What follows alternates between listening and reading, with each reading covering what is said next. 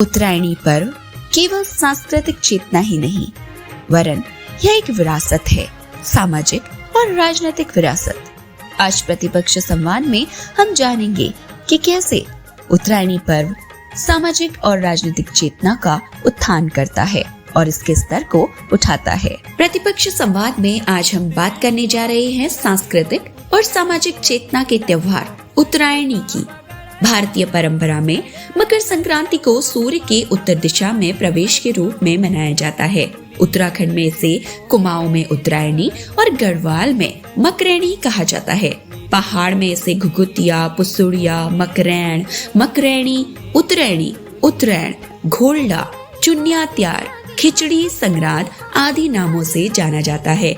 इस दिन सूर्य धनु राशि से मकर राशि में प्रवेश करता है, इसीलिए इसे मकर संक्रांति या मकरैण कहा जाता है। सौर चक्र में सूर्य दक्षिणायन से उत्तरायण की ओर चलता है, इसीलिए इसे उत्तरायण या उत्तरायणी कहा जाता है। उत्तरायणी जहाँ हमारे लिए ऋतु का त्योहार है, वहीं इन नदियों के संरक्षण की चेतना का उत्सव भी है। उत्तरायणी पर्व पर उत्तराखंड की हर नदी में स्नान करने की मान्यता है। उत्तरकाशी में इस दिन से शुरू होने वाले माघ मेले से लेकर सभी प्रयागों विष्णु प्रयाग, नंद प्रयाग, कर्ण प्रयाग, रुद्र प्रयाग और देव प्रयाग, सरयू गोमती के संगम बागेश्वर के अलावा अन्य नदियों में लोग पहली रात जागरण कर सुबह स्नान करते हैं।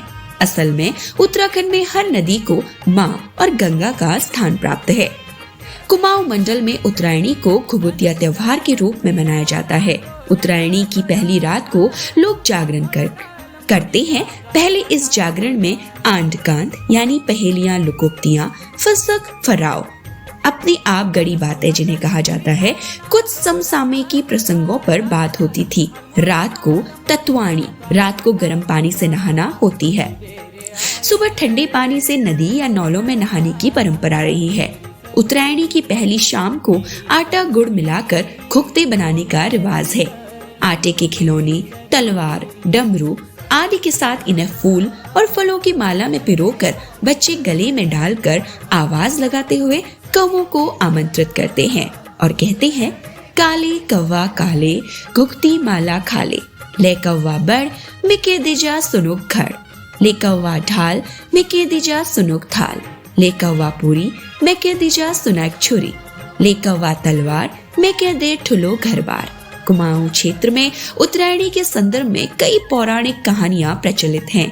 एक कहानी चंद राजाओं के समय की है। कहा जाता है कि राजा कल्याण चंद के पुत्र निर्भय चंद का अपहरण राजा के मंत्री ने कर लिया था। निर्भय को लाड़ प्यार से घुघती कहा जाता था। मंत्री ने जहाँ राजकुमार को छुपाया था, उसका भेद एक कौवे ने काव काव कर बता दिया। इससे खुश होकर राजा ने कौवों को मीठा खिलाने की परंपरा शुरू की। इनमें एक कहानी यह भी है कि पुरातन काल में यहाँ कोई राजा था। उसे ज्योतिषियों ने बताया कि उस पर मारक ग्रह दशा है। यदि वह मकर संक्रांति के दिन बच्चों के हाथ से कौवों को घुघतों का भोजन करवाएगा, उसके इस ग्रह प्रयोग का प्रभाव निराकरण हो जाएगा। लेकिन राजा अहिंसावादी था।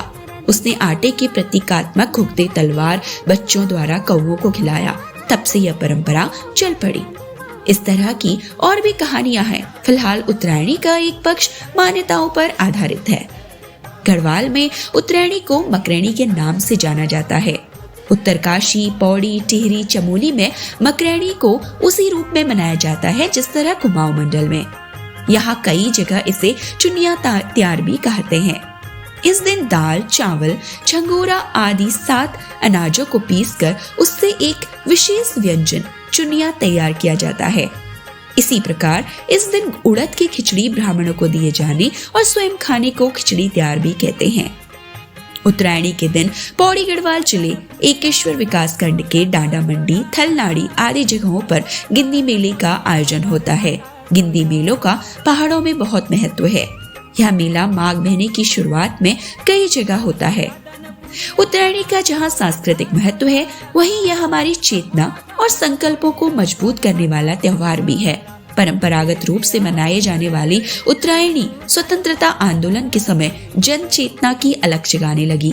आजादी की लड़ाई के दौर में जब 1916 में कुमाऊं परिषद बनी तो आजादी के आंदोलन में एक नई ऊर्जा का संचार हुआ। अपनी समस्याओं के समाधान के लिए स्थानीय स्तर पर जो लोग लड़ रहे थे, उन्हें लगा कि आजादी ही हमारी समस्याओं का समाधान है। इसलिए बड़ी संख्या में लोग संगठित होकर कुमाऊं परिषद के साथ जुड़ने लगे। अंग्रेजी शासन में कुली बेगार की प्रथा बहुत कष्टकारी थी। अंग्रेज जहाँ से गुजरते किसी भी पहाड़ी को अपना कुली बना लेते। उसके एवज में उसे पगार भी नहीं दी जाती थी। अंग्रेजों ने इसे स्थानीय जनता के मानसिक और शारीरिक शोषण का हथियार बना लिया। इसके खिलाफ प्रतिकार की आवाजें उठने लगी। धीरे धीरे इस प्रतिकार के संगठित रूप लेना शुरू किया। कुमाऊं के श्री बद्रीदत्त पांडे के नेतृत्व में 14 जनवरी 1921 को बागेश्वर के उत्तरायणी मेले में हजारों लोग इकट्ठा हुए। सबने सरयू गोमती के संगम का जल उठाकर संकल्प लिया कि हम कुली बेगार नहीं देंगे। कमिश्नर डाइबल बड़ी फौज के साथ वहां पहुंचा। वह आंदोलनकारियों पर गोली चलाना चाहता था, लेकिन जब उसे अंदाजा हुआ कि अधिकतर थोकदार और मालगुजार आंदोलनकारियों के प्रभाव में हैं, तो वह चेतावनी तक नहीं दे पाया। इस प्रकार एक बड़ा आंदोलन अंग्रेजों के खिलाफ खड़ा हो गया। हजारों लोगों ने कुली रजिस्टर सरयू में डाल दिए। इस आंदोलन के सूत्रधारों में बद्रीदत्त पांडे, हरगोविंद पंत, मोहन मेहता, चिरंजी लाल, विक्टर मोहन जोशी आदि महत्वपूर्ण थे। बागेश्वर से कुली बेगार के खिलाफ आंदोलन पूरे पहाड़ में फैला। 30 जनवरी 1921 को चमीठा खाल गढ़वाल में बैरिस्टर मुकुंदी लाल के नेतृत्व में यह आंदोलन बढ़ा। खलद्वारी के ईश्वरी दत्त ध्यानी और बंदखड़ी के मंगतराम खंतवाल ने मालगुजारी से त्याग पत्र दे दिया। गढ़वाल में 10 जुला पट्टी के ककोड़ा खाल गोचर से पोखरी तक पैदल मार्ग नामक स्थान पर गढ़ के श्री अनुसुईया प्रसाद भवगुणा के नेतृत्व में आंदोलन हुआ और अधिकारियों को कुली नहीं मिले। बाद में इलाहाबाद में अध्ययनरत गढ़वाल के छात्रों ने अपने गांव लौटकर आंदोलन को बढ़ाया। इसमें भैरव दत्त धूलिया, भोला दत्त चंदोला, जीवनानंद बड़ोदा आदि प्रमुख थे। उत्तरायणी का ही संकल्प था कि पहली बार यहाँ की महिलाओं ने अपना देहरी लांग कर आजादी की लड़ाई में हिस्सेदारी लेना शुरू किया। कुंती देवी, बिस्नी शाह जैसी महिलाएं आंदोलनों का नेतृत्व करने लगी। गीत भी बनने लगे। अपना गुलामी से नाम कटा दो बलम, तुम स्वदेशी नाम लिखा दो बलम, मैं भी स्वदेशी प्रचार करूंगी, मोहे पर्दे से अब तो हटा दो बलम। यह एक बड़ी चेतना का आगाज था, जिसने बाद में महिलाओं को सामाजिक जीवन में आगे आने का आकाश दिया। बिस्नी शाह ने कहा, सोने के पिंजरे में रहने से अच्छा है जंगल में रहना। एक गीत बड़ा लोकप्रिय हुआ, घाघरे गुनी बाजरक वट, सरकारक उजड़न एग्यो, डबल में पड़ियो ट्वट। उत्तरायणी आजादी के बाद भी आंदोलनों में हमारा मार्गदर्शन करती रही है। बागेश्वर के सरयू गोमती बगड़ में तब से लगातार चेतना के स्वर उठते रहे हैं। आजादी के बाद 70 के दशक में जब जंगलात कानून के खिलाफ आंदोलन चला तो आंदोलनकारियों ने उत्तरायणी के नए अवसर पर यहीं से संकल्प लिए। आंदोलनों के नए जनगीतों का आगाज हुआ। आज हिमालय तुमन के थ्योच, जागो जागो ए मेरा लाल। 80 के दशक में जब नशा ही नहीं रोजगार दो आंदोलन चला तो इसी उत्तरायणी से आंदोलन के स्वर मुखर हुए। 1987 में भ्रष्टाचार के खिलाफ जब भाउदेव नैनवाल ने भ्रष्टाचार के प्रतीक कनकटे बैल को प्रधानमंत्री राजीव गांधी के सामने पेश करने के लिए दिल्ली रवाना किया तो बागेश्वर से ही संकल्प लिया गया था। उत्तराखंड राज्य आंदोलन के शुरुआती दौर में राज्य आंदोलन के लिए हर वर्ष नई चेतना के लिए आंदोलनकारी बागेश्वर के उत्तरायणी मेले में आए। उत्तराखंड की राजधानी गैरसैंण बनाने के लिए संकल्प पत्र और वीर चंद्र सिंह गढ़वाली के नाम पर गैरसैंण का नाम